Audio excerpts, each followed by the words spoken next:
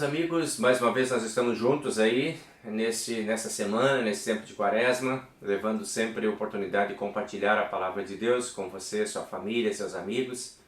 E aí nosso olhar sempre para o livro de Colossenses, por enquanto, estamos aí no capítulo 3, entrando hoje para o capítulo 4 de Colossenses, com alguns conselhos aí para todas as pessoas e todas as classes sociais. O apóstolo Paulo passa um pente fino aí nas estruturas sociais e sociológicas, né, e traz conselhos para cada um desses integrantes da comunidade em que a gente está inserido. Então, primeiro, antes da leitura, a gente vai fazer um momentinho de oração. Querido Deus, amado Pai Celeste, obrigado pela Tua presença em nossa vida, que torna possível o nosso convívio fraterno, amoroso, entre nós como irmãos. Ajuda-nos a descobrirmos quais são as nossas responsabilidades para que as relações possam ser sadias. Pedimos isso em nome de Cristo, nosso Salvador. Amém.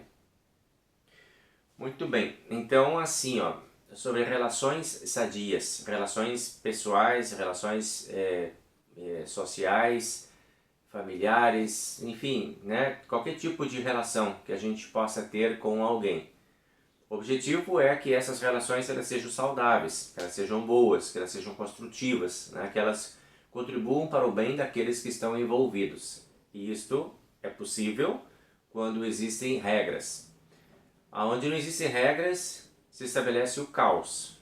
O caos, a desordem, impede que as pessoas encontrem as suas plenitudes, desfrutem as suas liberdades com responsabilidade e acaba se constituindo, às vezes, um ambiente hostil, difícil para o convívio.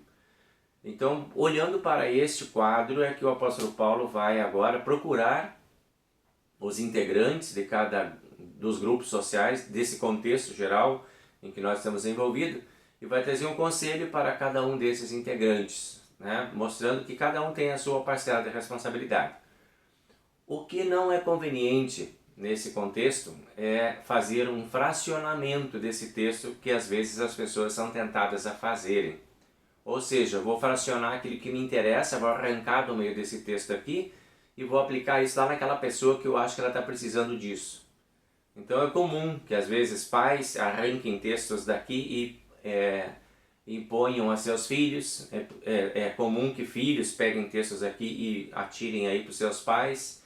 Maridos façam isso com as suas esposas, esposas façam isso com os seus maridos e desmontam o texto e acabam fazendo às vezes um uso inadequado dessa palavra de Deus aqui, gerando mais confusão, gerando mais conflito, gerando mais desordem. Então é importante que a gente mantenha o texto no todo dele. É importante a gente entender que aqui nós estamos falando de responsabilidades de todas as pessoas que estão envolvidas nos cenários. Porque às vezes o que está acontecendo com uma pessoa tem a ver com uma outra pessoa que não está diretamente envolvida, mas que quando todos compreendem seus papéis, suas funções e conseguem levar a sério as suas oportunidades, fica mais fácil de harmonizar, então, o grupo e de encontrar ajuda quando há conflito em um ou outro segmento. Se todos nós entramos em conflito ao mesmo tempo, fica muito difícil de a gente achar caminhos e soluções.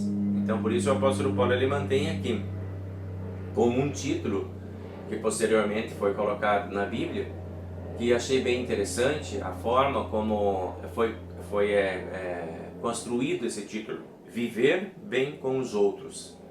Então esse é o título que nós temos aí nesse capítulo agora. Eu vou ler para vocês então, para vocês verem como que está abrangendo assim vários segmentos aí. Diz ali, Esposa, obedeça ao seu marido, pois é o que você deve fazer por ser cristã.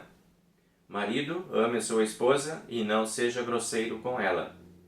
Filhos, o dever de vocês é obedecer sempre ao seu pai e à sua mãe, porque Deus gosta disso. Pais, não irritem os seus filhos, para que eles não fiquem desanimados. Escravos, em tudo obedeçam àqueles que são os donos da terra. São os seus donos aqui na terra. Não obedeçam só quando eles estiverem vendo vocês. Procurando com isso conseguir a aprovação deles. Mas obedeçam com sinceridade, por causa do temor que vocês têm pelo Senhor. O que vocês fizerem, façam de todo o coração como se estivessem servindo ao Senhor e não a pessoas.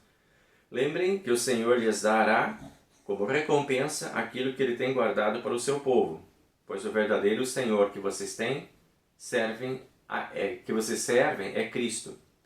E quem faz o mal, seja quem for, pagará pelo mal que faz, pois quando Deus julga, Ele não faz diferença entre as pessoas. Donos e escravos, sejam justos e honestos na maneira de tratar os seus escravos. Lembrem que vocês também têm um Senhor no céu. Então esse é o texto. Vocês percebem, né, que tem várias partes aí. As esposas, os maridos, os filhos, os pais, os empregados, na época chamados de escravos, e os patrões, na época chamados de donos, né? Então hoje nós temos algumas variantes aí nessas funções e nesses papéis representados aqui dentro desse texto. Interessante a gente pensar o quanto que isso pode ser harmonioso, né? Da relação, começa lá com a relação íntima, da onde surge a família, a base da família, a mãe, depois o pai. Ali é preciso haver uma saúde relacional boa, que envolva, como o apóstolo Paulo fala aqui, obediência e amor. Então, é muito importante isso, né?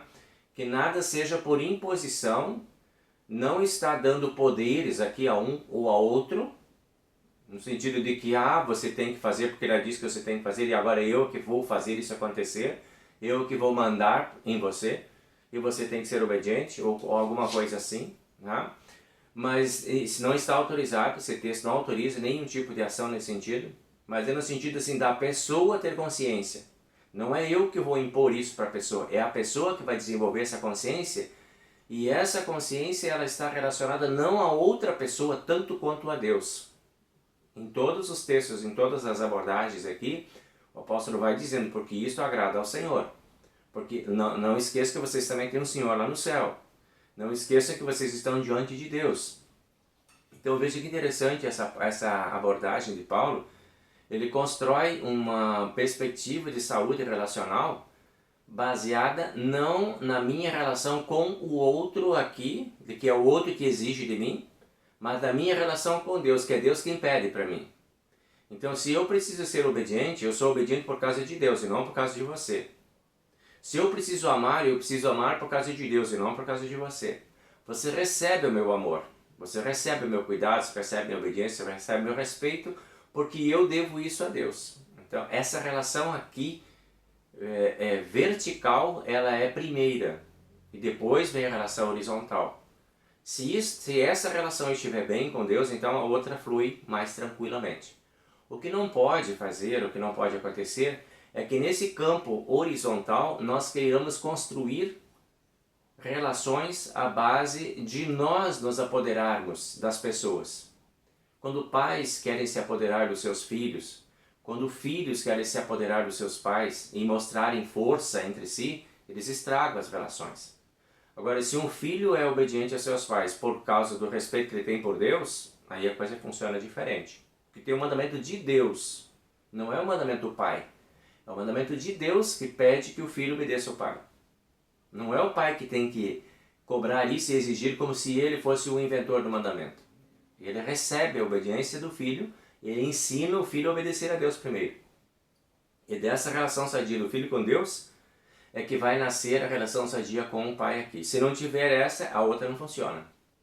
E a mesma coisa lá, patrões e empregados e todas as outras relações que nós temos. Então é bem importante a gente refletir sobre isso, olhando para esses textos, que às vezes as pessoas arrancam esses textos, guardam no seu bolso e quando querem tiram e dão um carteiraço no outro, mas está escrito na Bíblia que você tem que fazer isso. Entende? Essa cobrança, do está escrito na Bíblia que você tem que fazer, é uma cobrança equivocada. Porque quem deu essa palavra na Bíblia foi Deus, então quem tem que cobrar isso é Deus. É diante de Deus que a gente se apresenta, como Paulo disse lá, né? No final do texto lá, lembrem que vocês também têm um Senhor no céu.